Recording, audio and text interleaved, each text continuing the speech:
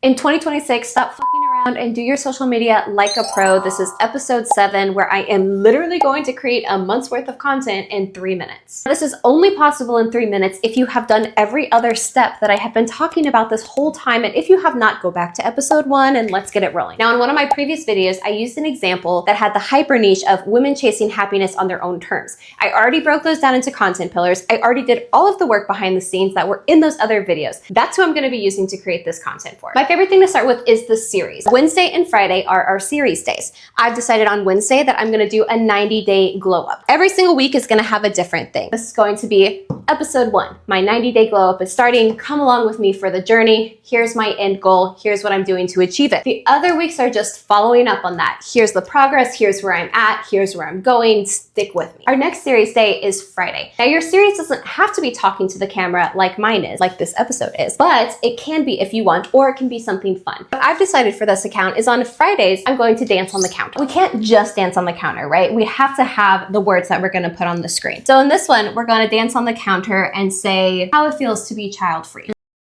The next one, we're going to talk about how much we would rather have cats than children. On week 3, we're going to talk about that we love that we can just take a nap whenever we want during the day and we can sleep for 8 hours at night. And then for week 4, we're going to say calculating how much money I've saved by not having children. And bam, you already have 8 ideas. Now remember, I have a free trending content calendar, and if you comment trending, I will send that to you. You're going to go into that calendar and you're going to pull 8 trends that work with your niche. Our 2 trend days are going to be Monday and Thursday. And for our first trend, we're going to plug in I have therapy. The trend is you talk to the camera and say, sorry, I can't, I have therapy. And then you show whatever your therapy is, like dancing. The second trend that I'm going to pull for Mondays is how it feels walking into 2026. And to make it relate to this niche, the text on the screen is going to say how it feels walking into 2026 with no kids.